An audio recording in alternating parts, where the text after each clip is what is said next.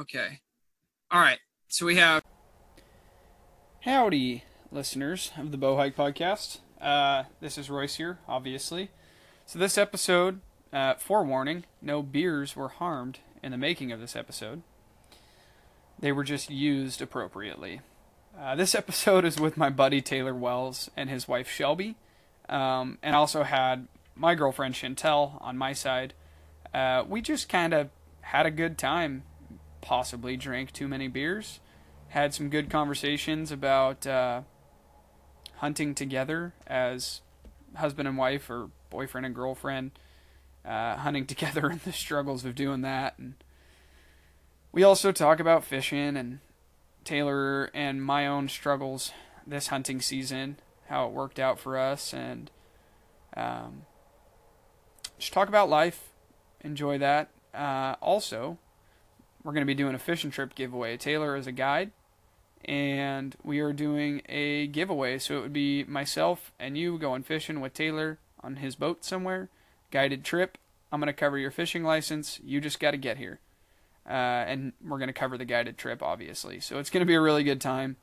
It's going to be a long-running giveaway, I think. I'm going to try and get a couple other people to chip in some stuff on it. No promises, but, you know, maybe some swag from some other places, and it'll be a fun one. It's going to be Instagram-based giveaway, so look for the post on that. If you don't follow me on Instagram, it's RBC_hunts. You're going to have to be following me to get entered for the giveaway anyways, so you might as well go over there and do that. Plus, it updates you if you don't follow the podcast on when the next podcast is getting launched. Speaking of, if you don't follow the podcast, you should definitely subscribe to it. It really helps me out on my end, helps me get recognized. Also, reviews, if you can type me up some reviews, that would be pretty cool. Fire season is over, for me at least, it seems. So I'm going to try and get back to weekly podcasts. That is the goal right now, is to just create tons of media for you. So, that all being said, also hats are still available, or now available. I had ordered some hats, they all sold out. I ordered some more, they got here today. So, if you are interested in a hat, go ahead and message me on Instagram, RBC_hunts. Message me on Facebook. Facebook page is the Bow Hike Podcast. Or email me at royce.chambers116@gmail.com. Those are $25 a piece. They're Richardson 112s with a leather patch. They're sweet hats. So, with no further, this is Tayler and Shelby Wells. Howdy. Right? Hello. Yes. And Shantel is on my side, making her podcast debut. Finally. Lane's sleeping on the floor. And that sums up the guest list. So we're going to talk about whatever and anything and wherever and whenever. So, Tayler, background on you, man. So my wife and I, Shelby, we live in Northwest Oregon, in a little town called Dundee. I work pretty much outside. I work as a fishing guide part of the year, and then I work for a silviculture company. So I do everything from timber cruising to spraying, brushing. If it's done on Oregon logging properties, we probably do it. You want to tell about yourself? Yeah, and then I work in the wine industry, and I work a lot in marketing and graphic design for a beverage company that manages multiple wineries. So it's our busy crunch time of year with harvest. So it's always a fun couple of weeks throughout the season. But yeah, it does correlate with hunting season, which always makes things interesting. But you just kind of have to prioritize your time and figure out what you really want to do on your weekends. I know drinking wine is fun. So working. Yeah, the whole behind the scenes part of it's a pretty cool part of the industry that I've enjoyed. Just taking your shoes off and stomping on grapes or whatever. Yeah, that's it, right? Yeah, whatever they do. I know, because I was going to try and bother you to make me a cool logo.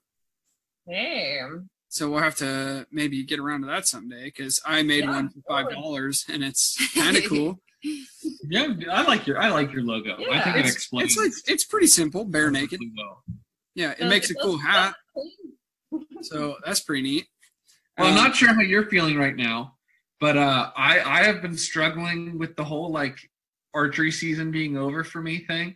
Yeah, it's sad. It's not over for you, but it is over season. for me. It's rifle season. What are you talking about? I know. You guys are gonna have to come down so we can kill a big. Yep. That would be awesome. Yeah. I'm gonna devote my time for the next couple weeks when I have days off to finding a good buck for Shelby. Nice. You know, she would be elated with a fork by spike, but we're gonna find. I would be absolutely stoked. We're gonna find a big buck. Yeah, I mean, just kind of getting into hunting in general. I mean, I started, I guess, bird hunting not really too long ago. It's been less than 10 years since I kind of started doing stuff with my dad like that. But really got in, maybe not really got into it, but got interested in hunting probably about 3 years ago. I lived in Northern California. Put probably a minimal amount of effort into it, but I just wanted to put all that. I mean, to be honest, like hunting the rice or what? My dad came up to visit and we kind of went and stomped around the woods for a while. And I mean, to me, one of the best parts of hunting is just getting outdoors, having the chance to go be somewhere beautiful. I mean, that's half the fun. Do anything and everything that gives us an excuse to go outside. And hunting's definitely one of those things. And Taylor's gotten fairly serious about it since 2000, and probably since we got married, 2014, right around there is when he got really into it. And you know, if I thought to myself, like, well, if I want to see my husband during hunting season, I might want to start getting into it. And it's been there's a lot of things that I enjoy about it. There's a lot of struggles that kind of come along with it. Like a big struggle for me is that I'm not comfortable alone in the woods, and I'm still not, and that's kind of an interesting thing. Yeah, that's what Shantel is too. I can go stomping around the woods by myself forever.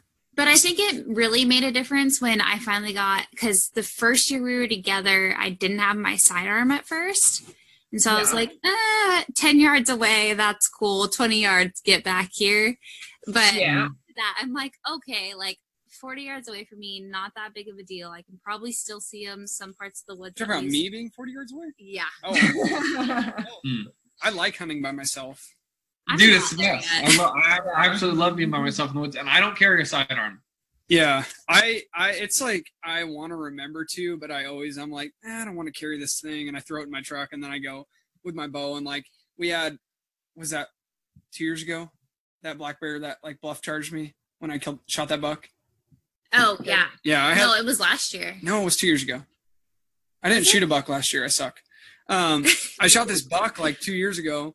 And it was like pissing rain, and I was blood trailing this buck, and this little, 150-pound cinnamon or so, like I was blood trailing this deer, and I heard this like, I look up and there's this bear running balls to the walls, like coming right at me. So I like draw my bow and I'm yelling at it, like walking towards it. And finally the wind kind of flipped around and it smelled me and like circled me twice and then ran off. And so I was like, that's the closest anything's ever got to like getting my blood pumping for anything freaking me out. But before we go much further, Shantel has no introduction. This is my girlfriend. Yes. Tell us about yourself. Shantel, introduction. You have to don't flip the podcast on me. Finally did my intro. Finally, I have like 7 episodes. I know. I've been begging him. I'm like, oh, honey, we can do a podcast together. And he's like, for what? Well, tonight, like, okay. Times have changed. So I'm Shantel. Royce and I have been together for 2.5 years, and I've been hunting my entire life. My dad and I always spent a ton of time in the woods, but most of the time he spent it with my brother. So I got to stay at home with mom for a lot of my years. I started shooting archery when I was 5, I think, at a hot pink bow. It was pretty cool. Shot that for a couple of years, outgrew it, got brother's camo bow, and then was over it. So then my 21st birthday rolled around, and I was like, you know what? think I might get back into this. And Dad's like, here you go. Here's your bow for your birthday. Was it 21? Was it? Yeah. Because it was How old after are we got we're together. 20. Yeah, we're 23. Yeah, 21. So then I finally got my bow and I regained my confidence in my shooting and Yeah, kind of got back into it. Royce helped a lot. it's cool both being left-handed. I could sight in our bow. Yes. You know, Nice. We have the same. wow. We have the same drawing. oh, we for sure don't. I think We don't. but I think your needs to be longer. Like I think you actually have like a 28-inch draw length. I'm still like a 2-inch shorter draw length than he is. So when he shoots my bow, his hand is like at his chin. Yeah, we're both 28. Yeah, I think so. My draw length has gotten longer. I'm like a 29 now with my. You're a growing boy, Royce. I'm like an 8. He is. Finally hit puberty. My arms dropped this year. My voice got deeper. My arms dropped. Everything's happening at one time. I had a 28-inch draw, but it was because I had a super long release, I think. And now that I like bury a release in my hand, my draw length is 29 inches, which is cool because going fast is cool. Going fast is Yeah.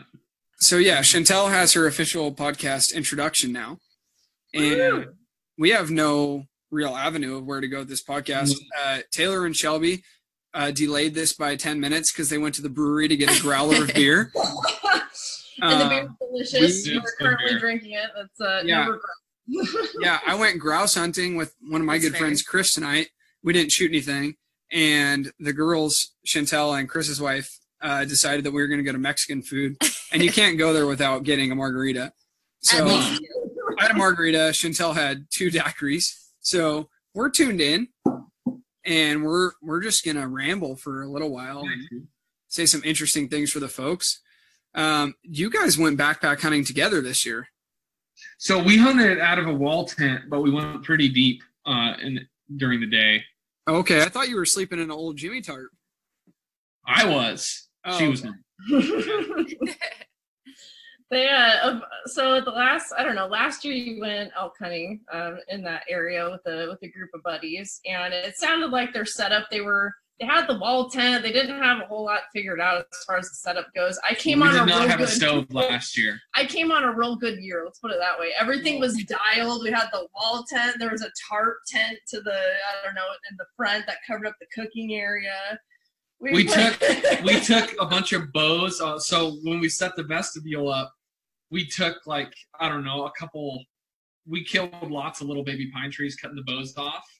Yeah. And put them all on the ground inside the vestibule. So every time you walked in and out, are you chewing, Royce? It was like a little rug. No, I just quit. No, not me. never. So you had a bunch of pine bows on the ground? So I have to continue this. Please tell me it's not a Grizzly product. It's not Grizzly Wintergreen. It's not. Of course not. It's not. No. Copenhagen long cut, right? No, I chewed a while ago and then I quit, and then fire season it's just like a thing. But I'll quit again. It's pretty easy. I think everybody It takes you about 3 days. Yeah, it really does. Everybody racks it up to be super hard, but it was pretty easy for me. Would it take me like a week? And I didn't shoot for like 6 months. It has to do with like hunting and fishing. Well, my thing hiking. was every like season of every year. Let's get real. I don't go I hiking. know. I can't have just one. I think I'm not- hiking's boring. I can't just take hey buddy, can I take a chew? I'm not. Well, so you have people who are actively chewing, and then you have people who quit buying. Yeah. We call those bums. When you start drinking Mickeys and asking for chews from all your friends. Ew. So no, it's just my leftover can from this fire. I got demobbed early off this fire because I spun the rear end up of an ambulance, so I'm no longer there. But anyways, Continue. We digress. I'll be quit again. We'll digress from that, but it's a terrible habit. But I think everybody cracks it up to be way harder. They're like, oh, I can't quit. I'm like, well, what you do is you don't buy any more chew, right? Like willpower is pretty cool. Just like eating, like you're eating super clean and you're lifting heavy weights and stuff, and then your girlfriend's like, hey, let's get margaritas and burritos tonight at the Mexican restaurant. That's me. She just wrecks everything. See these tiny biceps? About these. I think Shelby's arms are bigger than yours, Royce. Dude, I know. Mine are only 26 inches. Yeah. Yeah, 26 inches around is all. It's mostly So tricep. that's how you measure a buck. You walk up to it and you're like, oh yeah, that's a good one. That's a good one. Dude, hey, I'm telling you, I'm gonna get strong. I'm gonna lift a bunch of weights, and then I'm gonna lean out in like February. Pick up heavy things. I'm gonna pick things up and put them down. Yeah, Yes. that's pretty much it. Just, dude, I'm telling you, deadlifts make a man. Oh, I hate deadlifts. So you Yeah. guys have done train to hunt, right? We Well, did. Royce I did. did. Okay, gotcha. I did. Now, I have you ever bummed. thought of doing it for the lady? She I wanted will to. Yeah. this year. Yeah. Well, No way. technically next year. It's Yeah. this season. This 2019. Yeah. Spring of Taylor, 19. I mean, he's thrown it at me a couple times. You want to do it? Like, do it. I should. I mean, it's a little bit intimidating as far as like the physical aspect of it, but I could see it being pretty conducive to getting in shape for the season. You know what the hardest You're like, part is? The physical part is not nearly as hard as shooting your bow. Yeah. You can't outwork bad shooting, and I shot pretty bad. If I would have shot well, I probably would have taken like 5th place, and I took, I think, like 10th or something because I shot like a douche. But, Well, she kind of gets. I tend to go pretty hard in the woods, and Shelby took the time to work out a bunch and all that because I was just like, if you don't work out, it's not going to be fun. Yeah. And so the first day we get into camp, I take her down into an area.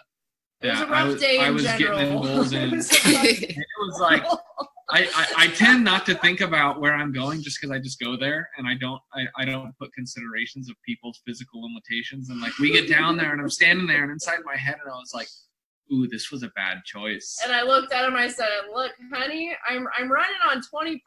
That's what I got left." Yeah. We're not even as all the way down to the bottom of where I want to go.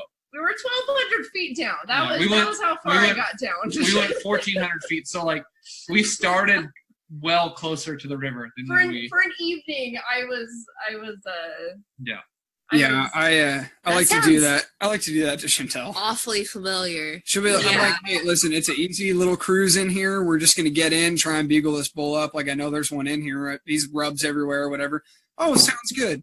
And then I bomb, 2 either- hours and It's like hearing a fisherman say "last cast." Oh yeah, yeah. Yeah. I heard that one before. Right. Yeah, it's I either go straight up something or straight down something. I just have a infatuation with like finding, Jurassic Park type areas and just shooting straight into the Well, bottom of them. our first season together, I'd only had my bow 7 months at this time. Yeah, something like that. And he's 6 like, months. "Oh, we're just going to hike up this ridge real quick." He's like, "It's only like 100 yards up." I'm like, "Okay, cool. Not that bad." We go, what? It's like a mile. It was like a mile and a gain of like, 1,500 feet. yeah. That's it. Every Our day first for five. season. Every day for 5 days. Yeah. And just like hit that ridge up there and then come back and she's all pissed off and there's elk tracks in our boot prints and Well, there's Yeah. a road that runs along the ridge. I'm like, why couldn't you just walk this road? because walking roads is for people with It was blocked off. yeah. It's it sounds like we're in a similar situation. Yeah, I think I'm it's not- probably more echoed throughout. I'm not in nearly as good of shape as Taylor is. After the first day, You probably are right now. I don't know. I've been struggling getting back in the gym. Tonight was the Fire first good- season did me dirty this year. The lunches were so awful. It was like I took a picture of one because nobody would believe me how bad it was. All I could eat out of the lunches, like for the first week and a half, I overindulged and ate like shit.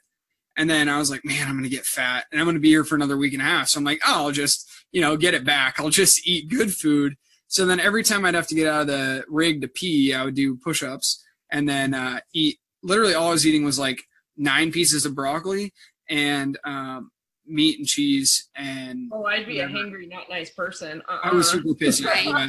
I was really mad. Everything else that they had, though, was like Oreos and chips and But if you crap. ever go hunting with Royce, you'll understand that he pees like 19 times a day. So 20 push-ups. Yeah, that sounds real Kind of familiar.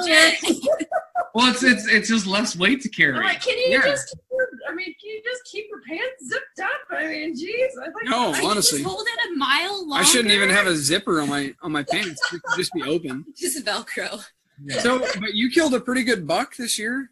I did, yeah. Hear the sweet story on that, because it sounded like hard work that you kind of were just there, and eventually it was like a well, here you go, man. You've been busting ass. That's pretty good summation. So, what day was it? What day was it you killed that? The 29th. No, I mean, like, how many days into hunting season were you? 4. Okay, so you hadn't been like putting on the grind too hard yet. Was it the 29th? It was the 29th of August. And the season opened on the 23rd. Open on the 23rd. So the spot I hunt in Central Oregon, there's one big basin that everybody knows about just because you can glass into it really, really well. Yeah. And opening morning, there was something like 30 bulls in this basin. Jeez. That's nuts. it, huh? But there's a lot of people. So it's the type of place that if you can be in the right position to whack one opening day, like if you know where to be, you have a pretty good chance of getting one. And they're all bachelored. Like, I think those bulls are bachelored till like the 15th. Yeah. And then when they start chasing cows, they leave and go down to this ranch, and you don't see them again. Sounds about right.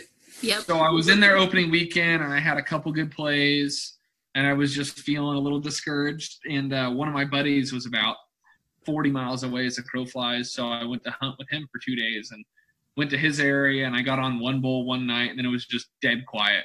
And he decided he was going to move his vacation days to the end of the season, so he was going to go home. Yeah. Sitting at dinner, and he's like, I think I'm going to go home in the morning. And I was like, well, if you're going to go home, I'll like drink one beer with you and then go drive, because I'm a responsible adult.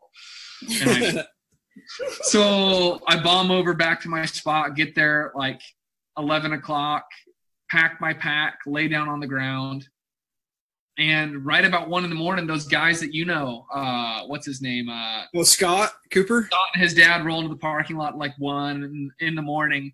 Neither of us are feeling super ambitious. Yeah. So I think he like kind of drove over to the actual parking lot spot because they were gentlemen and drove down the road and let me sleep on the ground, on the gravel. But they roll in and we chat. And I start hiking. So my trail to where I actually like to hunt is about 2.5, 3 miles. Yeah. And I just kind of work my way in slow. And I sit down and glass this basin that I like to glass and eat some fruit roll-ups.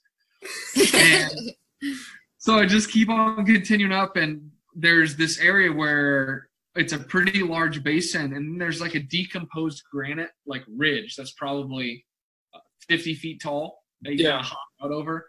And I hopped out over it, just kind of walked over on the trail, and you're kind of up fairly high, and it's a fairly steep decomposed granite slope with like probably 4 or 5 foot tall buckbrush on it.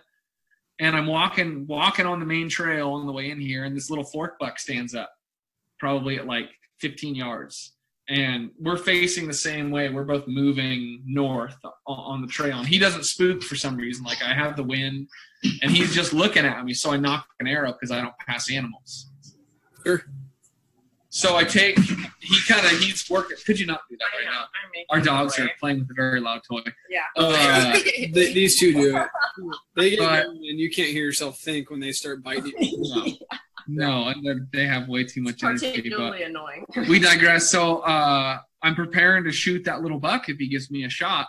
Sure. And I take like 3 steps to my right to get a shot on him. And as soon as I take my steps over, all I see is tines and the entire body and vitals sticking out of a bush. His head's buried in the buckbrush feeding. Has no idea there. I bet he was 12, 13 yards away. So I draw back and shoot him, and he runs like 4 big bounds down the hill. And then dies in conservatively like 15 seconds till his hooves are in the air. Oh, that's good. Yeah. And so I just sat down, just like that moment where you're just like, holy shit, I just killed something. Yeah. I know the feeling sometimes. So I called one of my buddies, and I was just like, hands are shaking, all that. I was like, dude, I think I just killed a big one. He was like, oh, you gotta wait like 40 minutes. And I was like, no, he's dead. I'm going to go now. If you watched him die, you just go get him. And then I walked down there, and then I kind of realized what I did. And the crazy thing was, I was hiking in the day before opening, and I was coming in on the trail into this basin, and I just kind of come around this little blow onto a draw. By a blow, like just kind of like where it's like that granite, like sand stuff and buckbrush and beetle killed trees, kind of pretty open. And there's the fork buck that I jumped. He's down there. And then there's 2 4x4s, and then my buck, which was a 4x5, just feeding out in the open. And I just sat there and watched them. I was like, oh, okay, cool. They're in the area. The next day, which was opening day, I jumped that buck and the fork buck out of a meadow like a mile and a half away. And then like 2 days, what would that have been, like 3 days after that, they were another 2 miles away from there feeding in the open at 10 a.m. And that's when I killed them. Crazy what pressure does to animals, man. Oh, dude. But it was a pretty cool experience, and I cut them up and bagged them up, and I took them out in one load. Took me, I think it was 2.5 miles to the truck, and I did it in like an hour and 15 minutes, hour and 20 That's pretty minutes. good. Yeah. Yeah. Took them to the processor, and then went and ate a Reuben and drank a beer in town. I think And then I was back to my camp for the morning hunt you called by me and told me. 7:30.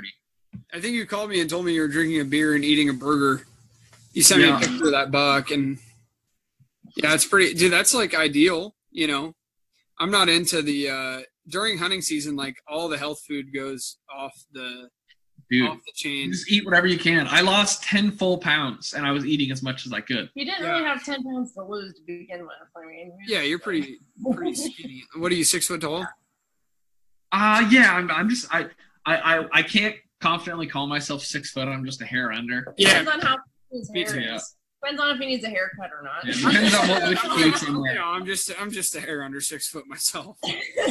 But beyond that, like Like one of since my we're hairs, talking- though. I'm just 4 inches or so under.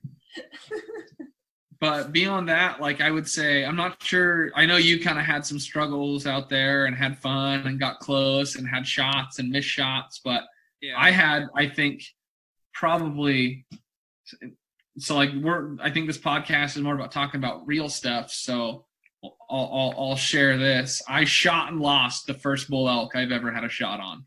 Yeah.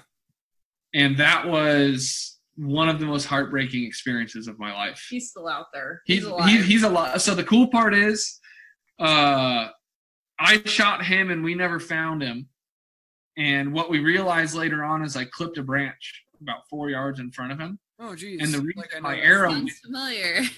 the reason my arrow looked good and the blood looked good was I got a pass through in his brisket. So he was cut, Ooh. but it wasn't a good one. So he bled and then it just stopped. But the crazy part was we go back down in there like 4 days later, and there was a big bull with cows who was like pretty mad. We get down there at like 6:15. We're like, we don't have time to make a play, so we go down there and sleep.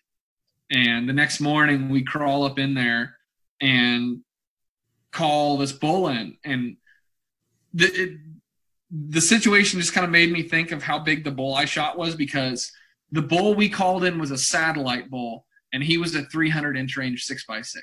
Yeah. Well, how big does a herd bull have to be to make a bull like that a satellite? Right. Right. But yeah, so we get down there in the morning, and my partner, I've had shots, he hadn't, so we just agreed in the morning that he would shoot her. He goes about 60 yards up this little timbered draw, and I get into some super thick cover and blow one cow call, one real quick. And first cow call, this bull whips over the ridge and just sprints straight in. And my partner didn't know if he was going to hang up or not, so he moved his pins. I think he ranged him at 60 for the first time. Oh, he adjusted his sight? Yeah, so it's single pin. Oh, yeah. So, and then when the bull got pretty close, I think it probably stopped right around like the low 20-yard range. And he forgot he moved his pins. Oh, geez. And shot high and hit the bull in the gap between the spine and lungs, and nothing. Like the bull just straight up ate the arrow like nothing happened. Yeah. Yeah, it Like, just slides right through him and you don't even notice. like it was almost all. I wouldn't be surprised if it was all the way through, because there was like 8 inches of arrow sticking out of him. but it was just way high. And he ran up the hill and stopped, and Eric tried to shoot him again, and he missed. And then the crazy part was the bull sat up probably 150 yards away from us, nervous barking at us. Huh. Over and over and over and over. Yeah, so I was just like, so what I think happened was he was still looking for that cow. Yeah. Oh, yeah. Because he never saw us, never smelled us, nothing. So, and then did you bark at him? He was barking at us. I didn't bark at him because the nervous bark is him, like, my understanding is that's him being like, hey, who are you? What are you? Yeah. Are you an elk? So we just started kind of cow calling again, and he never came closer. And after about 20 minutes of that, we backed out. And because all Eric said was like, yeah, the arrow sunk deep. I think I hit him a little high. So we're like, okay, we'll get out of here. We backed out, gave him a full 2 hours, and we found his tracks, but we never found so much as a drop of blood. Yeah. Well, that's good. I mean, like, yeah, it sucks missing, but at least that was my thing too this year. We had a bad run at it. Like, we hunted Labor Day weekend through the week after. Week after. Yeah. And so it just worked out. That was the week I can get days off. And that was the week my hunting partner can get days off.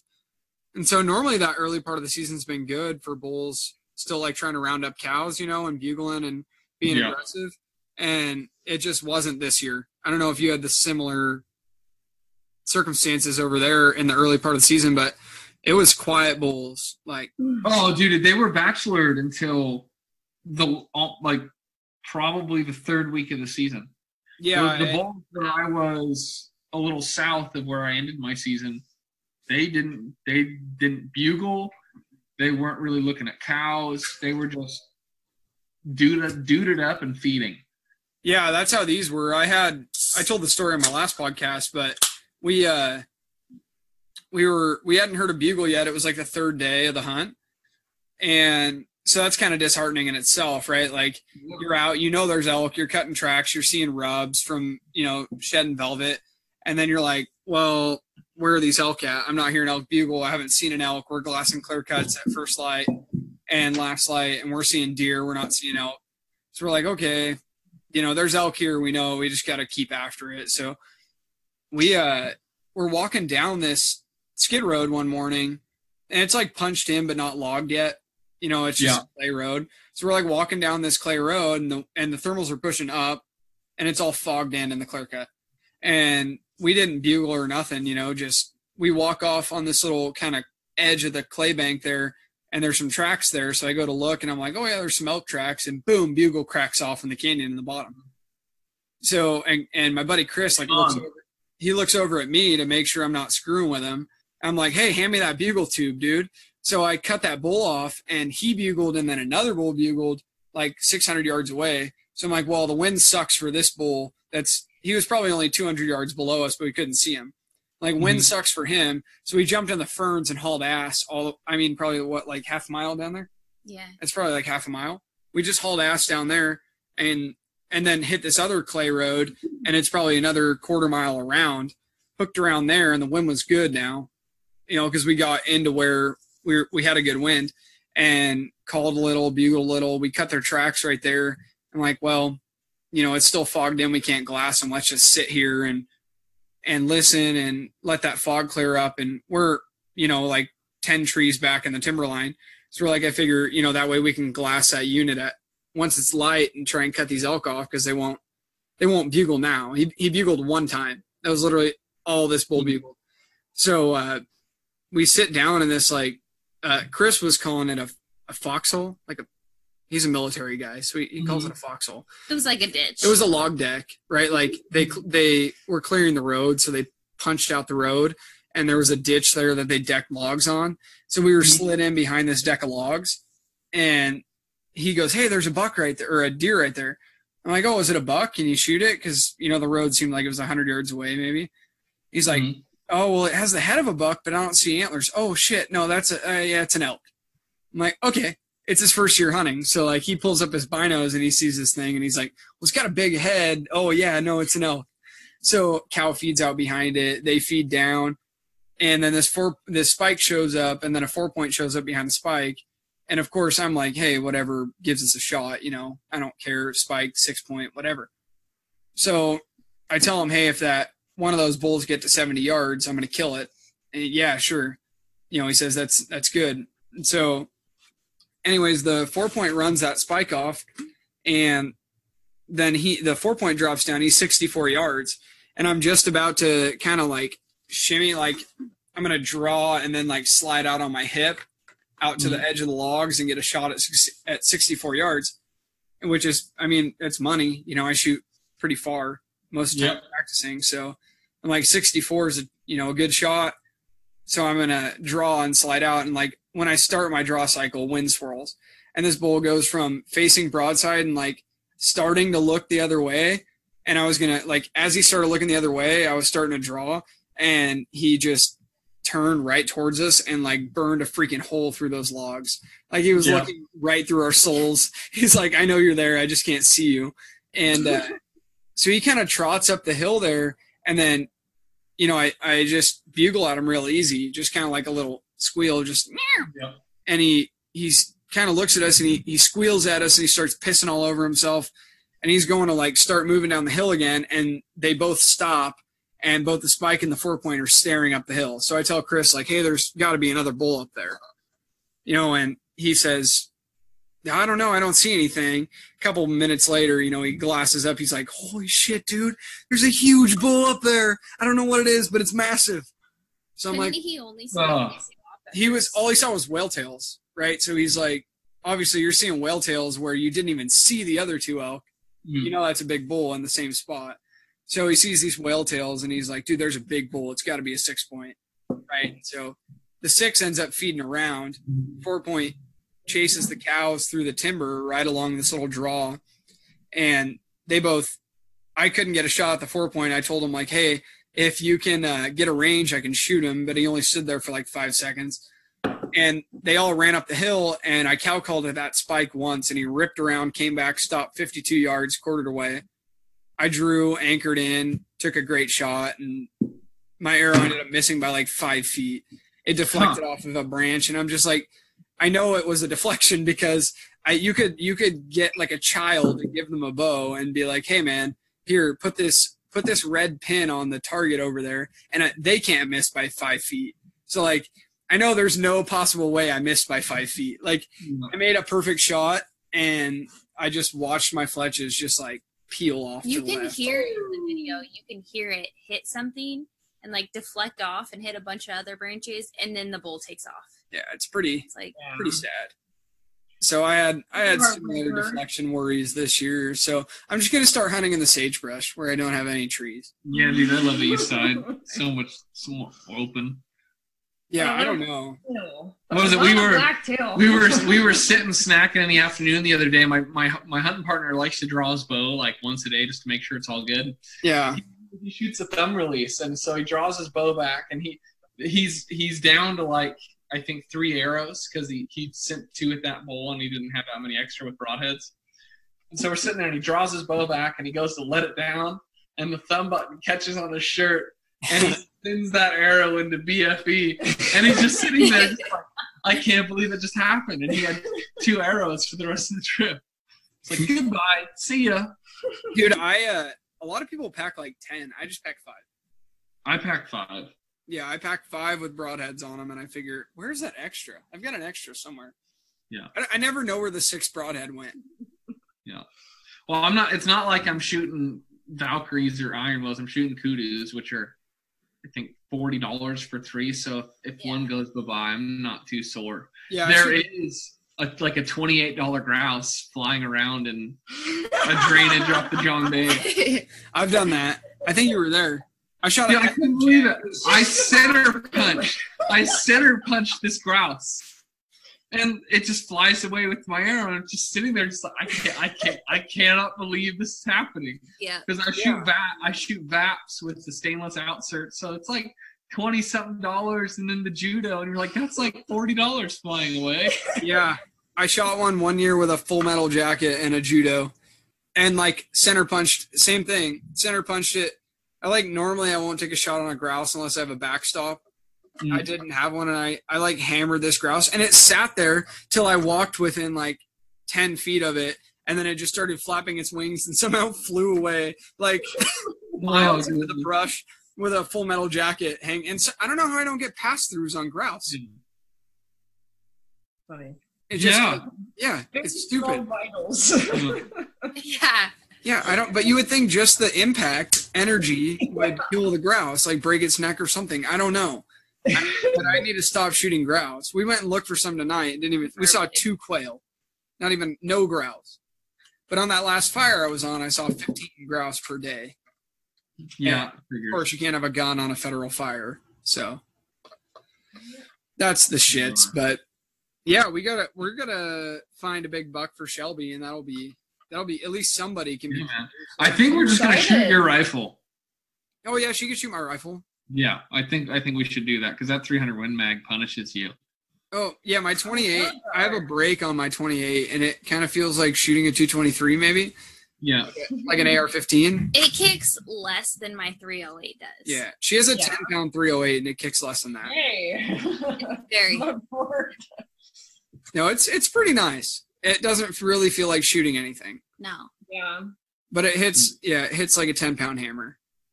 I was kind of afraid to shoot it at first. I was like, oh, this is a 28. Like, I haven't shot anything more than my 308. I was like, oh, this is pretty cool. I'm like super recoil sensitive. I don't like things to kick me. No, dude. Well, I have a bit going back to like talking about bears earlier and sidearms and all that. I spent 4 years working in Alaska, and to that end, I'm not really that afraid of bears. But I also carry a 454. So like, if I do carry a firearm when I'm hunting, I carry a Ruger 454 Alaskan, and that thing hurts. That thing hurts to shoot. It hurts to look at. It is unpleasant. The 45 Colt is not bad. Yeah, if you put 45 long Colt in it, it feels like you're shooting a 22. Yeah, it's fun. But, it makes like, it fun to shoot. The 454 round, like, what is it? I have some 320 grain hard cast. Oh, so just tiny guys. Yeah. Yeah. It feels like Mike Tyson's punching you in your hand. I just have I don't have a revolver. I've carried my dad's 357 a few times, but like I'll go get it. It's huge. I'll be right back. I just carry. Oh yeah, Shelby's taking over now. My room. I just carry it. Do they have an Instant Pot too? Is that an Instant Pot? Chantel just bought one. I just got one. Everything about my Instant Pot. I love it. She just bought one. It's Pioneer Woman. It's still in the box. It's the best. I use it on maybe not a daily basis because I'm a pretty lazy cook in general. I'll be real honest. 3 to 4 times a week it's on the counter. Yeah.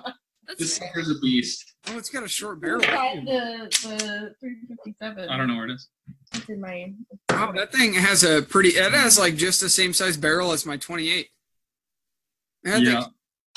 That is huge. Huge. I will shoot bigger bullets than Obama ever shot. Ever. It's going to be huge. So, I can't talk about politics. We're not talking about politics. We're talking about like fishing or something. Yeah. Or something. We're trading a deer hunt for a fishing trip. Is that? Yeah, that's the fact. So it's going to be, I don't know, probably sometime in late December, early January. And you guide fish. Either steelhead or May on the Deschutes. You got your choice here. Or both. Who cares? I don't know. Well, we could probably do a 3-day float on the Deschutes. Who cares? Sits here and volunteers. Yeah. We're just we're down for whatever. You know, we have nothing better to do. Meet on the Deschutes. Yeah, whatever. Well, we could do both. Who cares? I suck at catching fish, so that's fine. I'm like he says this, and then my dad used to guide on the Rogue, and so last summer we went with him. We got one trip with him last year. So I'm all excited. I'm like spent like all day fishing. I catch the first fish. I'm so excited. It's this tiny little. So I'm like determined. I'm gonna catch the second fish. I'm gonna catch the big fish of the day. Royce catches one fish all day, and it's this like massive what are they, squawfish? Yeah, the bank fish. You throw them on the bank. The ones that you don't want. He catches a massive one. I caught like 8 of them, I thought, that day. Pretty sure. I outfished you, though, that day. But you caught the biggest one. I caught the first fish. Yeah, as many as you want. She outfished you. It doesn't matter how many you catch. All that matters. If you catch big fish is where it's at. Shelby doesn't come fishing too often just because she gets really cold. But when I do, she always catches a good one. Like one of the last times we went together, last winter. It'd been a really tough day. Like nobody had caught much. It was real cold. We got a couple fish. We had my boss in the boat that day. It was a fun day. It was real. It was real freaking cold. It was like 28 degrees. Yeah. The kind of slow fishing has a way of making it kind of colder when it's slow. I feel like. Oh yeah, it's like water balancing. Yeah. But we pull into the boat ramp, and there's like probably 6 or 7 boats like that had just pulled out, getting all their shit sorted out, and there's a creek that comes in right above the boat ramp, and Shelby's bobber drops, and she sticks this fish, and it instantly jumps like 4 feet up in the air, and everybody in the parking lot saw it. And it's just a dime bright, full egg hatchery hen, and Shelby fights it like a champ, and we land it at the boat ramp, and everybody's standing there just like, oh, how'd you guys do today? And I was like, oh, we got a couple. Oh, how'd you do? And they're like, oh, we didn't touch a fish. And I'm just like, okay. Yeah. Good. It always seems to be the ladies, like, and when it comes to shooting too. Like, does Shelby They have the magic touch, man. Shelby's a really good shot. Yeah, so is Shantel. It's ridiculous. When I was building loads for a 308, I was like, hey, babe, we got to go to the range today. I got a few different loads to try out. And then I just set her up, and I just feed rounds into the gun and let her shoot because she's far more accurate than I am. Yeah. Like, I'm awful at shooting. What did I say earlier? Oh, I was telling Chris today, like, when it comes to shooting bows or shooting rifles, like, I'm serviceable, but I'm not going to shoot super tight groups, but I'll just destroy everything with a shotgun. Yeah. Yes. Like, I'm a shotgunning fool, man. I feel like for every 50 ducks I kill, I maybe shoot like 60 shells, 55 shells. Nice. I've never gone waterfowl hunting. I'm like I'm a freaking deadeye with a shotgun, man. What's up, man? Yeah, I hunt a lot of ducks, but that's like where I got my start at. I didn't have a lot of public land around where I was living at, so the easiest was public water, right? So I got a boat. Yeah, I hunted the Delta a lot, and just like took me 2 years to even kill more than like 2 ducks a day. We have to keep Lane busy somehow. Yeah, she's got to earn her damn food. Huh. Yeah. Dog Those food. labs like to get fat if you don't get them moving. As she's glaring at me because I made her move just now. Yeah, she's got like, she's pretty slim from like the shoulders back, but her mother was a chocolate lab, so she has like this giant, I think they call it a lipoma. I don't know what it's actually called, but it just swings around when she runs. So she looks like she's a fat ass, and she's actually pretty slim. She just has a lot going on in the front. Yeah. Yeah, she's she's a Exactly. lady. You know, she's probably a deadeye with a rifle or whatever. But have you hunted blacktail before, Shelby, or never hunted deer before?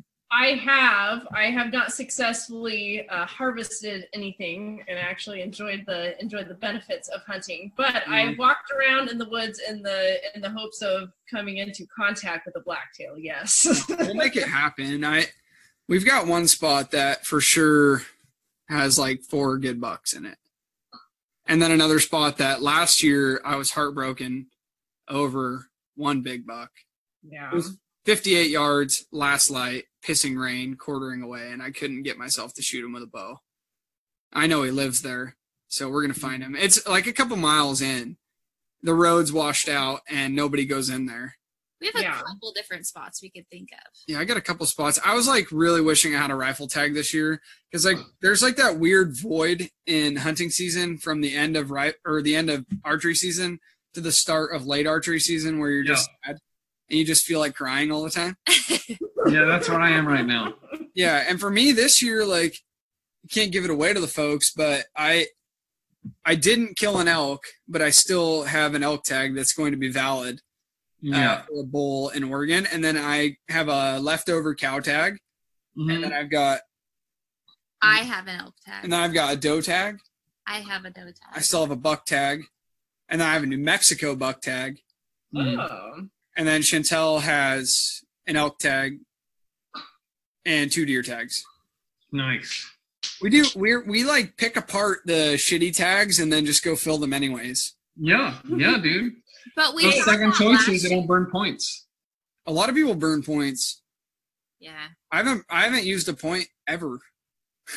I have a ridiculous collection of points that never get me anything. I'm gonna draw either Wanaha or Mount Emily next year. Yeah. I'm gonna delete that also. Sometimes, like, I can kind of edit where I like delete something, but it just screws everything else up. But I'm gonna do it anyways. Yeah. But it's like, yeah, I don't know. People burn tags like crazy. But if you want to take a selfless pitch at your guiding service, you can do that while we're on here. Yeah, dude. There'll be like 11 listeners that hear about you. Well, I looked, and you have a total of 879 listens. That's pretty good. Wow.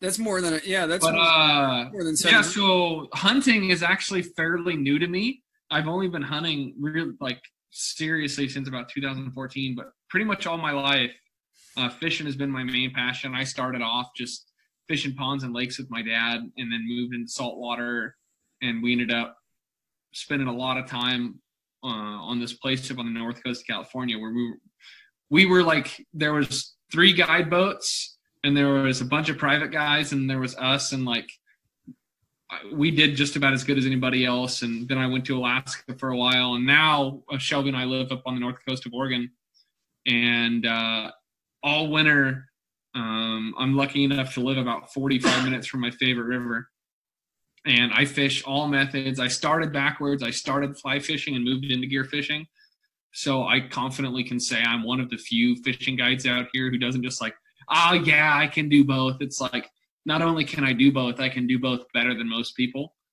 Yeah. Nice. And you're humble. I mean, Yeah. No, like there's a lot of good fishing guides in Oregon, and it's pretty. We all work together a little bit, but to put people in the boat, like I try not to be cocky, but I definitely try to be confident, because more than lure or hook or whatever, it's having confidence that what you're going to do is going to work. right. I feel like guiding would be tough because, like, I even am like nervous about. I can find a blacktail buck almost every day if I go look for one. Like, I'm nervous about you guys coming down here, because if I disappoint people, that's like my biggest fear is like, oh yeah, guys, come down and we'll try and find you a buck. Like, so I can't imagine somebody's giving you dollars and then you're like, yeah, let's go fishing. No. You probably feel like a jackass if they don't catch anything. Well, here's the thing. The fishing is one of the only things you can't control. That's why you make a really good lunch. Yeah. Yes. You have a little. I bring a French press and I bring good coffee. So if it's shitty, then at the end of the day, they're like, oh, he worked harder. Like, hey man, that coffee was really good. Yeah, they're like, we paid $180 for a cup of coffee today. Yeah, that happens. Most part, people are looking for an adventure out in the woods, out in the wilderness, somewhere beautiful. I mean, Yeah, they live in the upper PDX area and want to go hang out with country people. I don't know. I'd say most of my guys are locals. Most of my people, like, they have houses. They've been fishing most of their life. It's just like most of them have drift boats and stuff. They just don't want to row for the day. They want to go fish. Yeah. And so I take them to the places that they can't go in their own boats. Like, I know that guy's not a good oarsman. I'll take him here.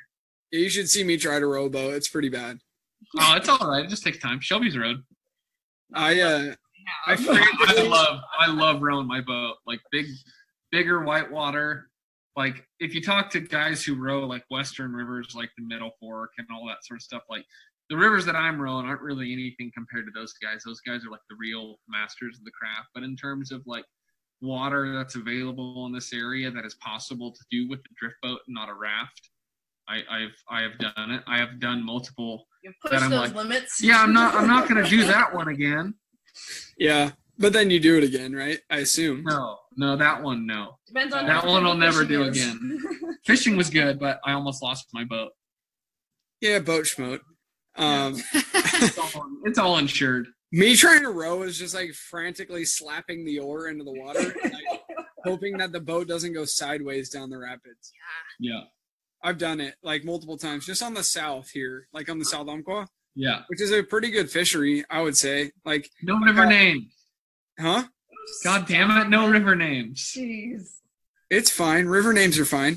Yeah, you just go up by Tiller, you hang a left, and then throw your eyes, and you cast right there, and you're guaranteed to catch it. Yeah. Nothing. Well, if it's me, yeah, you'll catch. You could go where everybody else is catching fish, and I won't catch any fish. I'm like Same. throwing the same thing as them, and maybe I just don't detect the bites because I'm too busy wanting to go hunting or something. But I don't know. That's the fun thing about like doing it out of the drift boat. How we do it, it's very hunty, if that makes sense. It's not like you're sitting there doing nothing. It's like you're up there, the boat's moving, kind of bumping all over the place. You're picking your spots, like you're fishing a float. So I'm saying like, okay, there's a pocket over there. Put it in that pocket. Yeah. Drifts for 10 feet. If there's no fish, move it. So it's not like we're sitting there watching a freaking rod tip in a lake. Downriver going. Yeah, I like fishing with a float because I don't have to guess whether or not a fish hit my float. Yeah. Yeah. So I'm pretty much a guide. I have a fly tying jig, and I tie some jigs, and You have like a bunch of pro form deals and all that, so it's kind of serious. Yeah, basically, yeah. I just find every fishing outfit on the interwebs, and then I'm like, hey, will you sponsor me? I caught a fish once, and then I send them a picture, and they're like, wow, nice fish, and then they give me all kinds of 10% discounts on stuff. You wish. So basically, I'm a pro. I actually have a whole 5-paragraph essay of all my sponsors. Yeah.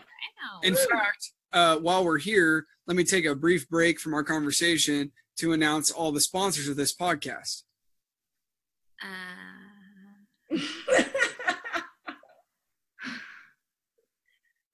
Can I insert a cricket noise? That'd be great. Yeah. All right. So after we heard from the sponsors, we're back. So, yeah.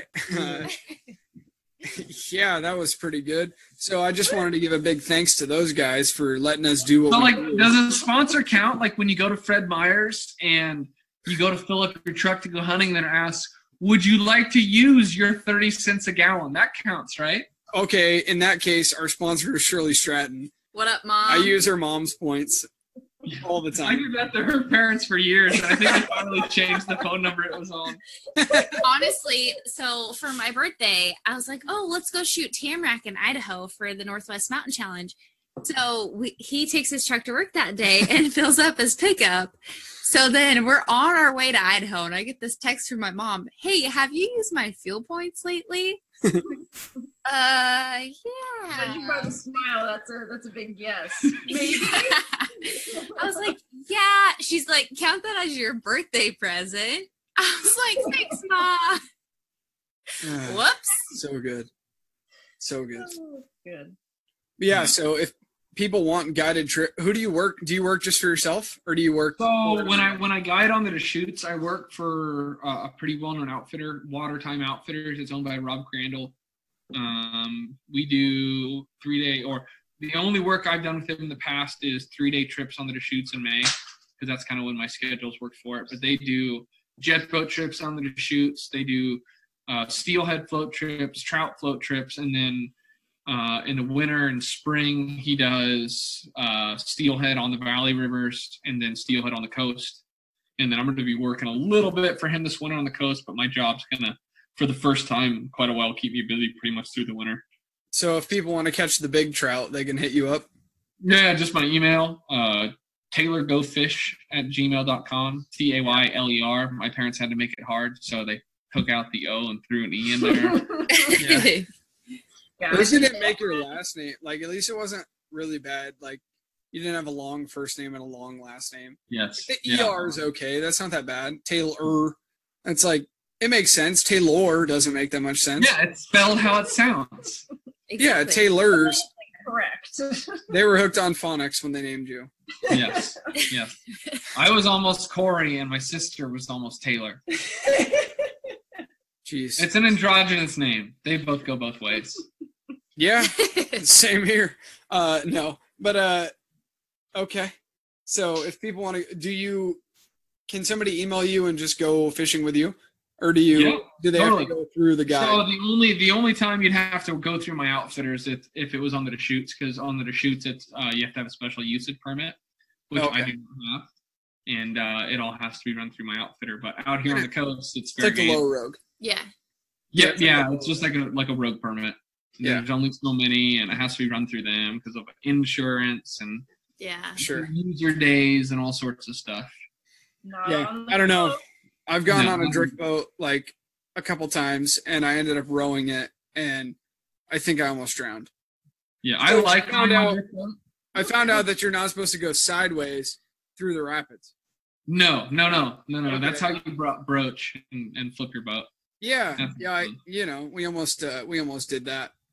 It's totally different in a raft. But what I'm used to. But I broke the oar. Yeah. I've never broken an oar, knock on wood. So that takes some challenge. Did you leave the oar down in the water and did it get caught in a rock?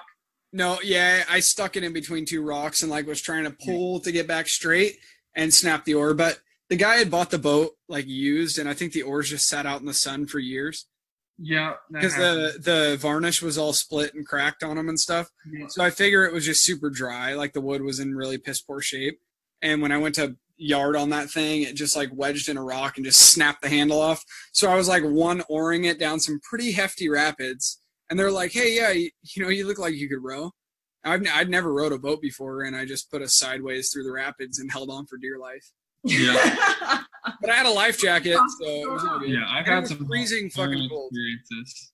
You want to tell them about the when your rope snapped? That's not the most. So this year on the Deschutes, craziest drift boat story. I want to hear this year on the Deschutes. It was this year on the Deschutes. I had the editor of Field and Stream magazine. And the owner of Corker's Boots. If they're listening, what's up, guys? They're not listening, both of these boys are pushing 3 bills. And the rapid called Whitehorse, there's a tough move at the top, and there's a rock called can opener. Basically, if you hit can opener bad, you go into oh shit rock, and then you sink. Oh. And that's the hard part. And I got through the hard part just fine. And at the bottom of the rapid, there's these big standing waves called washing machine. And when I hit the first wave, usually I just take a little splash of water and then ride up over the wave. And I had 2 300-pounders in my boat. And when I hit that first wave, rather than riding up through the top, the bow of my boat punched through the trough and put about 150 gallons of water in my boat in the blink of an eye. Nice. And the second wave did the same thing, and the third wave did the same thing.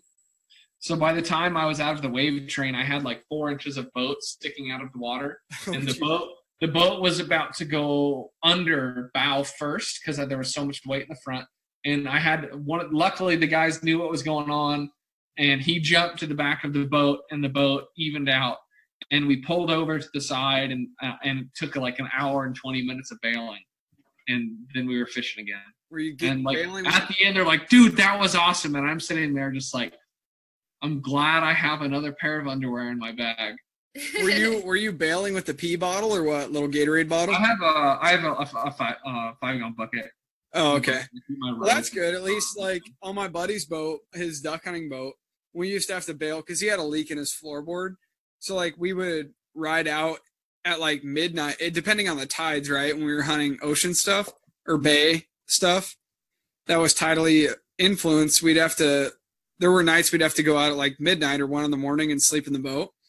And when we do that, we'd wake up in the morning, we'd be sleeping on the floor of the boat and wake up in the morning in water. So we're sleeping in waders, right? So you're not getting wet. But if you're on the wrong side of the boat, you'd end up with water. That was your alarm. You'd end up with water kind of trickling down your shirt into your Yeah. And so and we never got wise enough to actually like hook up a little bilge pump, like a 12 volt or anything. Yeah. So we'd bail it out with the pee bottle, which was just like the giant Powerade bottle. Yeah. Top cut off. Great. So that's what always great. Yeah, we'd bail water with that. We didn't have room for a 5-gallon bucket. That would be pretty handy. Well, when you have like 156 decoys in one boat and two grown men, you don't have room for a 5-gallon bucket. I probably own 200 decoys. That's just like, okay, honey, before we look at this house, we need to make sure I have enough room to store all my decoys. We do. For Yeah. real though. There's a couple shops Yeah, at the a place. full shed or a full like a sizable area of your garage. Okay, but I'm terrified of bees, so it can't be in the shed. Yeah, It's got to be in I the shop. feel you there. Do you? Dude, the bees in Eastern Oregon were so bad this year. Oh man, they were bad I have everywhere. a Do you think rash the listeners need to hear the worst hornet story in the No. Yes. entire No. world? I hate bees. I hate them so much. Okay, all right, fine. So last year, I was working on a fire. You know, like I go out as line medic on fires. And so I'm working with this crew, and we're like buddied up because I helped one of their guys out on the first day. So like we're all super cool. And there's like kind of a bench, and then it dropped off into this little draw and then like another ridge. So I drop off that other ridge to go and do some paperwork by this tree. So I dig me a nice hole, and I anchor in on a sapling, you know, like a little bronc rope. Like a bronc rein. If you get a hold of one pretty good, you can get a good deep squat. So I'm getting after it over there, and apparently I peed right in a hornet's nest, Oh, and God. like without knowing it, and just fire straight in my taint. So I got stung like 5 times in the taint. So I go running. These aren't yellow jackets. These are hornets. Bald-faced hornets. Mind you, he's like mildly allergic to bees. Yeah, I'm like mildly allergic to bees, but it wasn't bees, so Go it's to fine. the hospital? I mean, No, I put a little lidocaine on it. But anyways, so I go like running off from this. So like I get kind of misdirected because I'm panicking about the fact that it was like somebody took a flaming grapefruit and wrapped it in sandpaper and shoved it up my ass. So like I'm running and my pants are still around. I feel bad. My pants are still around my ankles, and I like lose direction of which way I'm running. So like I run directly at this crew of hotshots, and so I'm like straight running at them, and they're all eating lunch. So they like pick up their lunch and start running the same direction that I'm running. And I finally I outrun them, and I stop down in this thing and like pull my pants up and whatever. And they're like, "What's going on, man?" I'm like, I got hammered by some hornets in my butt crack. They're like, and so I asked one of them, I'm like, dude, like, why are you guys all running? They're like, well, when a dude's running with his junk in the wind, like, not covered at all, like, we're going to run too, because normally whatever's, like, I would assume whatever's coming that direction Whatever's following is not good. So it was pretty, yeah, it was a pretty low moment in my life. Oh, goodness. That's like that out. It beats out every other bee story I ever have. I got stung by a lot of bees this summer, and that still beats out any bee story ever. Yeah, like I wouldn't say I have a good bee story, but like Daisy and I were just walking through. This is the same day I found that giant rosy shed. Daisy's Oh yeah. But we were just walking through the timber, and then Daisy's in front of me, and I'm just walking. And then I hear her yarp once, and then I hear it, and it's just like zzz, and I look down, and there's just like they're swarming out of the ground, and they're pissed. And it was just like you always think when you're hiking around in the coast, like, oh, this is really gnarly country, like it's pretty hard to get around. Yeah. You will never endlessly surprised at how fast you can move in that country when there's bees chasing you. Dude, I hate it. It's so bad. I got a video this year of Chris and I. We're like walking along, and he's taking point. And Chris is a military dude, like Army infantry guy, and he's walking out in front of me. And all of a sudden, he like sets his foot down and then just leaps 5 foot forward and starts full running like up the hill. So I go the other direction, of course. Like I'm not gonna run through that fortress. And I start running the other way and like catch up with him. It was probably like a solid 20 minutes before we found each other again. I was like being quiet. I was like, man, if I say anything, the bees are going to find me. So yeah, dude, bees are terrifying. I'm like a lot less scared of like a bear or a cougar or anything than I am of bees. Yeah, bees are so. I'm scared of cougars. We're digressing real quick, but I see that beautiful creation on the wall behind you. What? Oh, the elite bow back there? Yeah, I just bought that. I bought it because it has a brand new QAD on it, a brand new rest. Really? What's going on my bow? I was going to put it on Chantel's bow, and then turns out she wants a limb-driven rest. Yeah. So now I guess I'll just have to keep the bow and have 3. Shucks. Darn it. Yeah. Gosh. But I got 80-pound limbs. The 80-pound limbs are sitting over there. Nice. So I should be able to shoot like 500 grainers at 285. Yeah, that sounds pretty realistic. So I can go rhino hunting or whatever. Yeah, giraffe. That's necessary.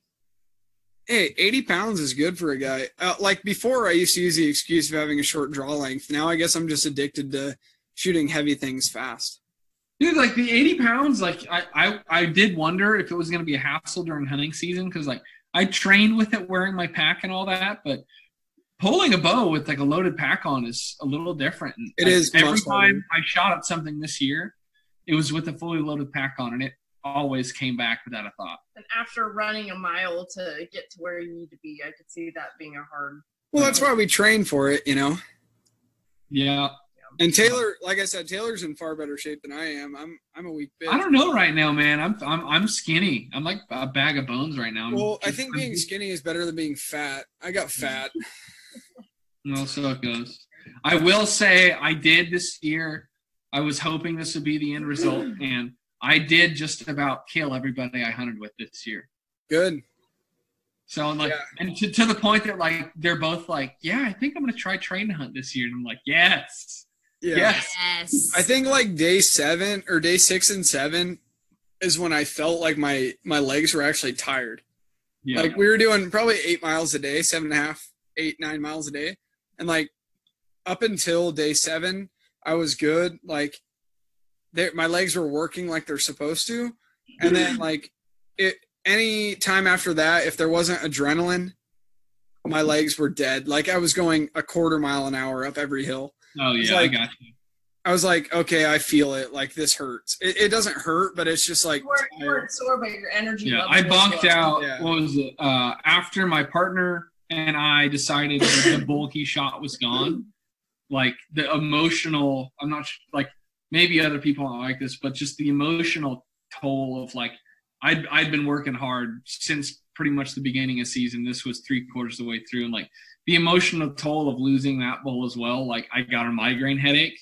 And so we hiked around and we're going to hunt that next day. And like, we're going, it's getting dark. We're setting up the tent. My buddy brings the teepee with him and he's sitting there doing the teepee. And I was like, dude, I don't have energy to do anything. I just have to sit here. And like, we woke up the next morning to hunt and it was like before light and all that. And I was sitting there and I had to look at him and was like, dude, I can't do it today. Yeah. It really helps. So hard.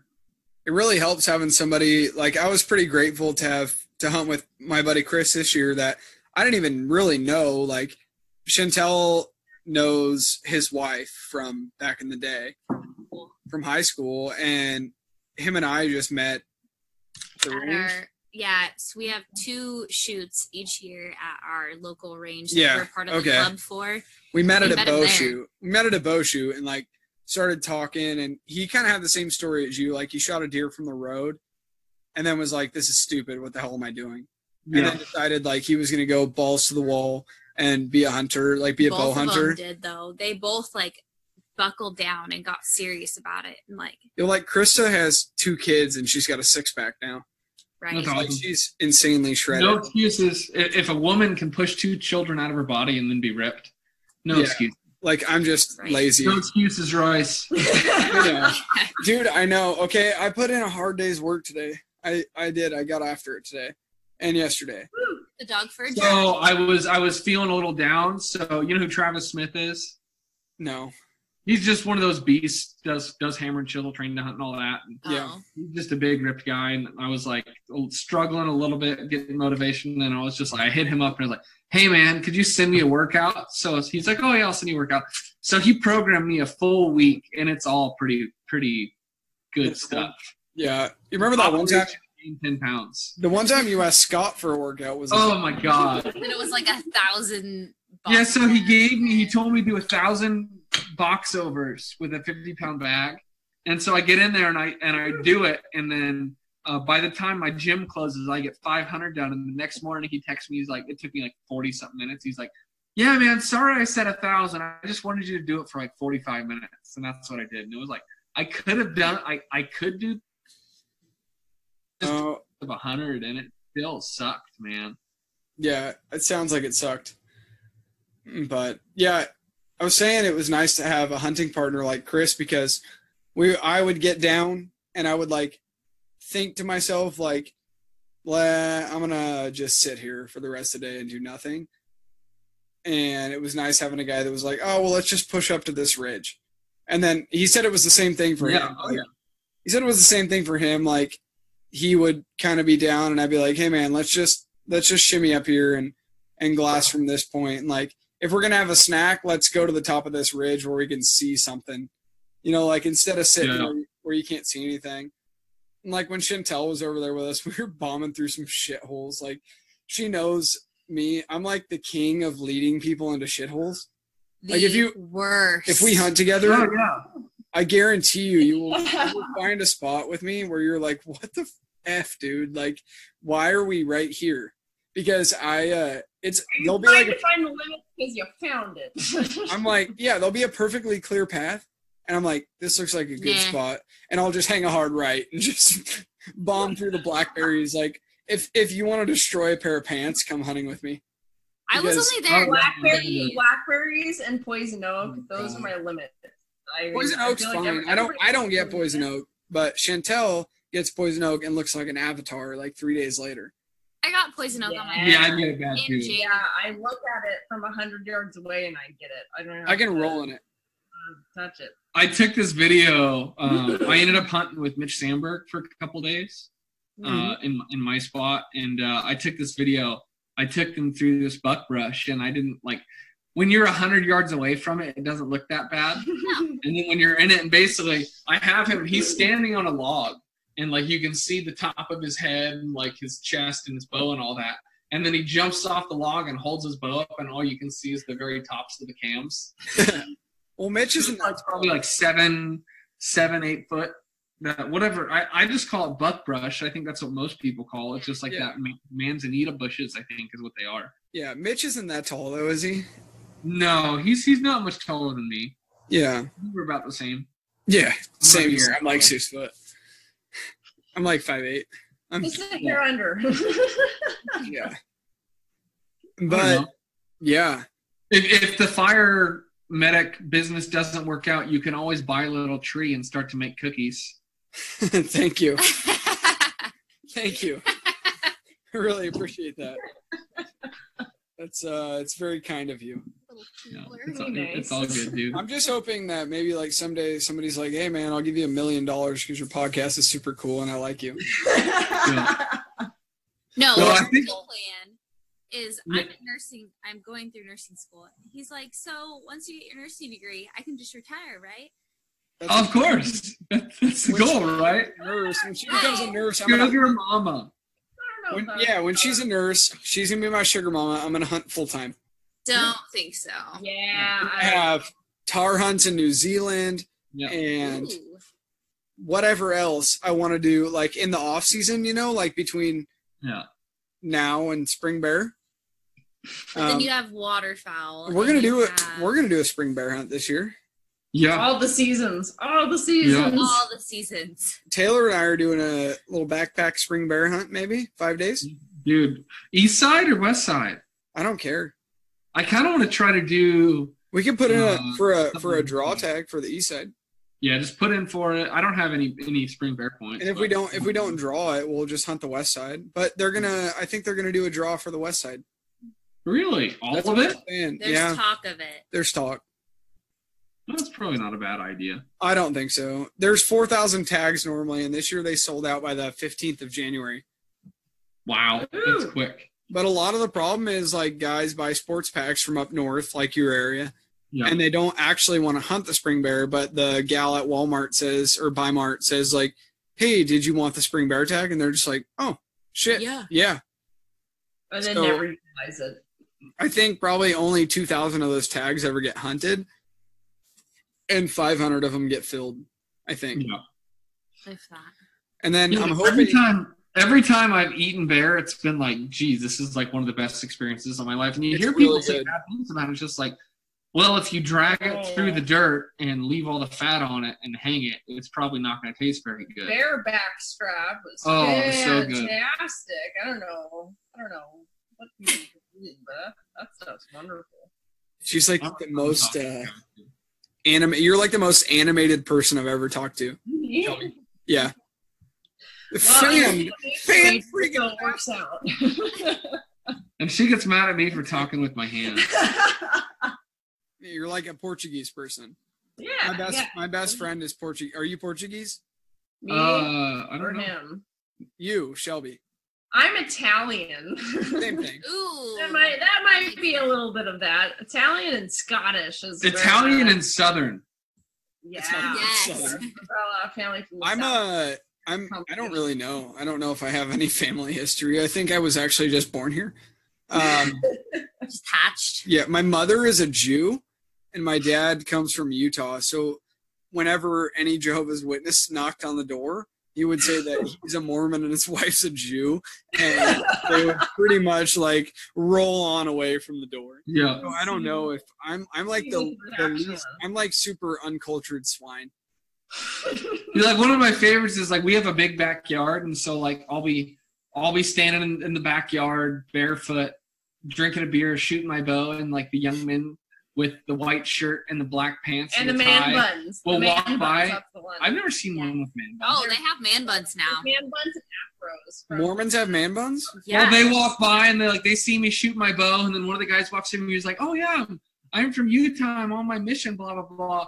And then he pulls his phone out and he starts showing me like all the 180, 190, and 200-inch bucks that his family's killed in the past 5 years, and he's like, what is it with Mormons and being absolute killers? I don't know. You gotta ask. I know a lot of Mormons who kill giant stuff every year. You gotta ask Snyder. He's always talking about Mormons. Kifaru calves. Living in Utah? Is that where? Is that Like what is it? Adam and Tana. We know some people that are Mormon, and he Mormonized so she would marry him, but he is Mormon now, which you would never have thought.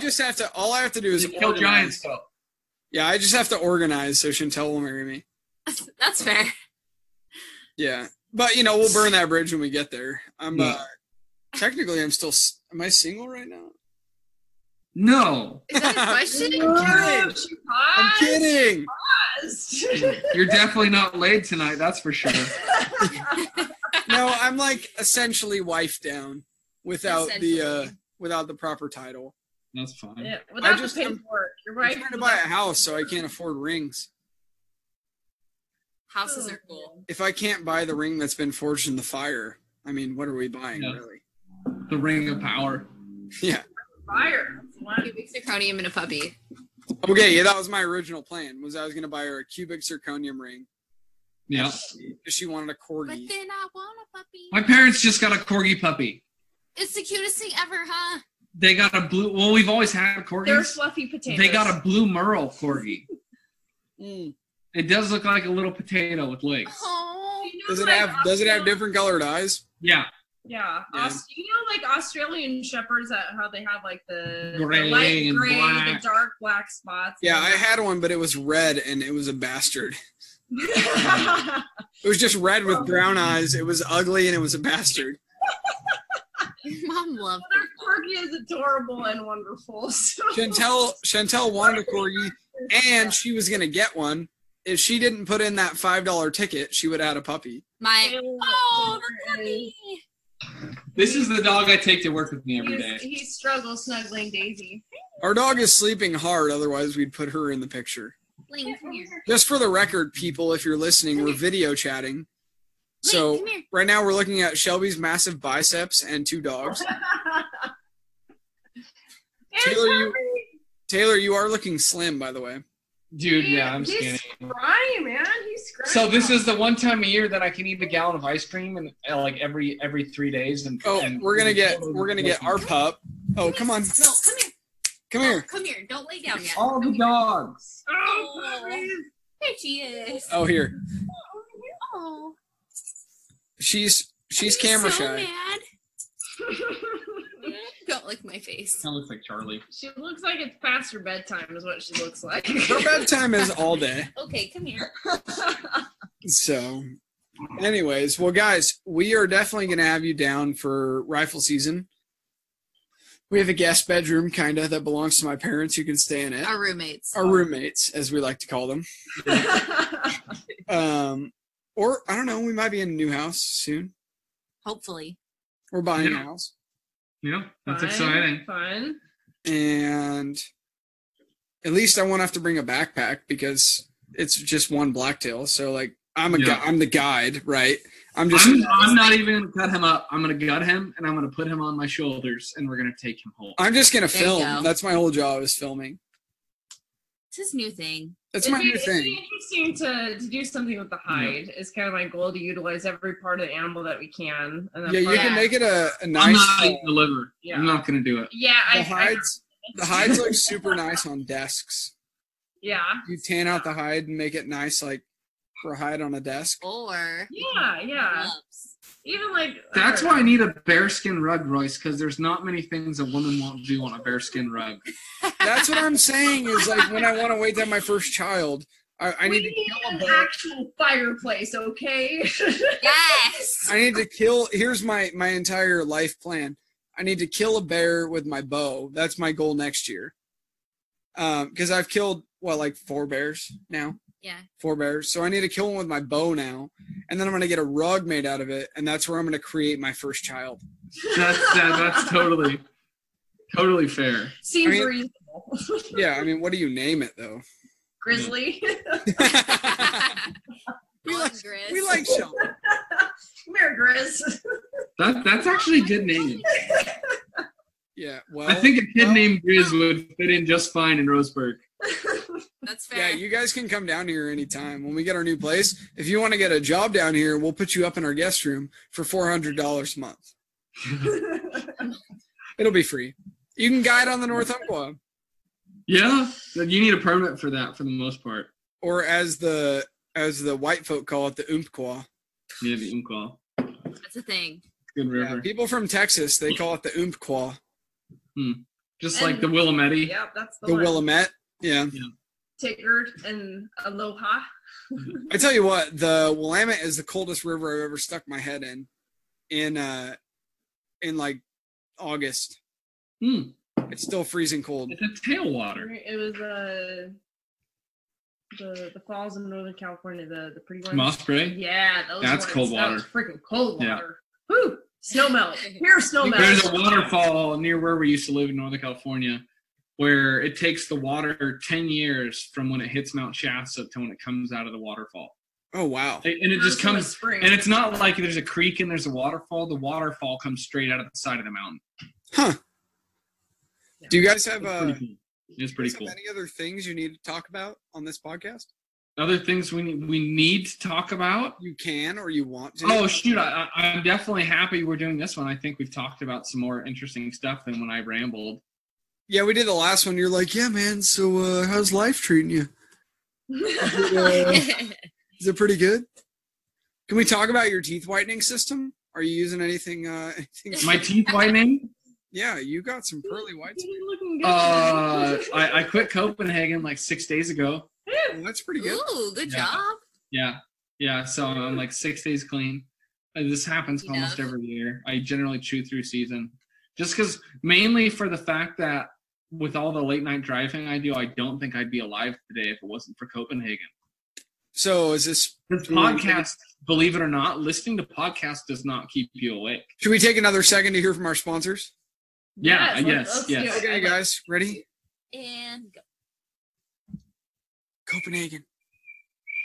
This is your end. Wow, you do that really good. Do it one more time because we're still. Do it. Go ahead.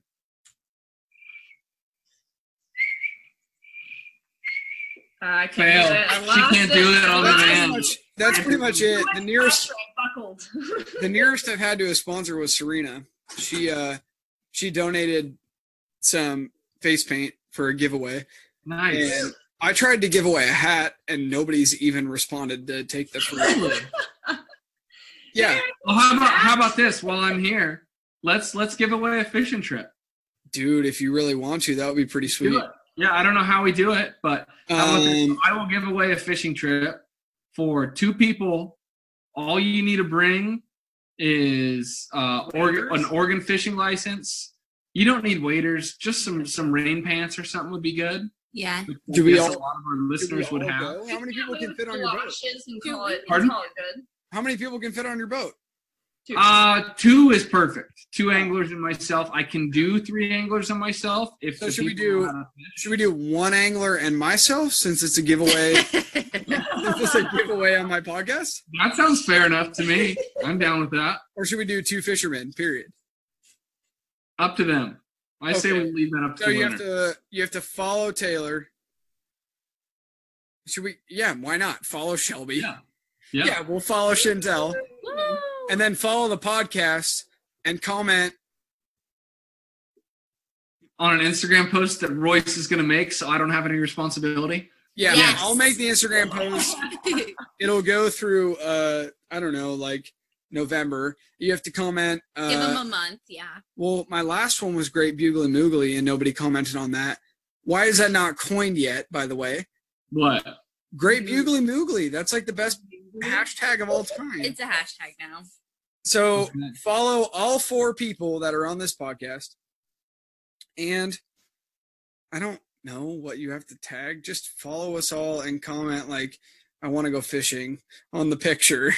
And Taylor's being a man and giving away a fishing trip. Never been steelhead fishing in Oregon. You're completely gonna row you people around no matter how much you weigh. Or how about this comment? Let's. The thought just popped in my head. Comment with the person you'd bring and why you want to go fishing with them, or why you want to take them fishing. That's fair. Okay, and you can comment on any of our profiles. Yep. But it's got to be on the post about the podcast. Yeah. I'll make a little giveaway thing. We'll do a little giveaway video. And we'll do a fishing trip, and I'll throw in a hat. And yeah, that'll be pretty sweet. Yeah. Fishing trip and a hat. Hey, that's a good deal, man. We have stickers in the works. Stickers are going to be in the works sometime soon. I can't afford them. I just need to nut up and buy one of your hats and shirts. Dude, I'll give They're you a hat. cute. No, If you're donating a trip. You don't support your friends by having them give you their stuff for free. Look at I don't care who you are. If the way you support your friends is by having you give them their stuff for free, you're not supporting your friends. But it's pretty, honey. Yeah, it is pretty. These are the men's hats. They're pretty sweet. Yeah, dude, I like the logo. It's simple and clean.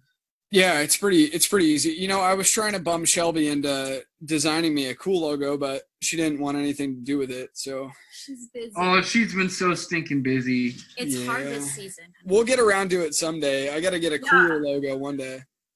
At some point, we'll make it happen, man. Yeah, when you guys get down here, we'll figure something out. We'll come back up there, and we'll. Well, you know what? I do think a fun thing to do is I like to remind myself once a year why I don't like to drink to excess, and I think it would be fun for that once a year experience to be maybe when we're all hanging out wine tasting or something like that.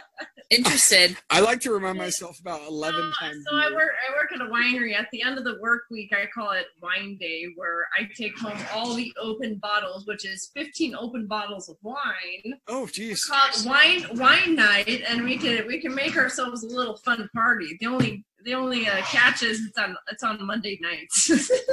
Oh, that's fine.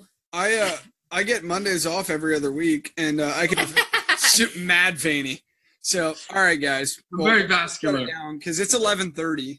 Yeah, and I still got to go eat this chicken. We've been going for a while. Yeah, your chicken's going to be super cold, man. It's going to be cold. We just have to go to bed, nothing else. We already ate Mexican food and margaritas. We have to leave our dog alone and turn the light off so Princess can go to sleep. All right, guys. Well, I do appreciate you taking the time to record a podcast.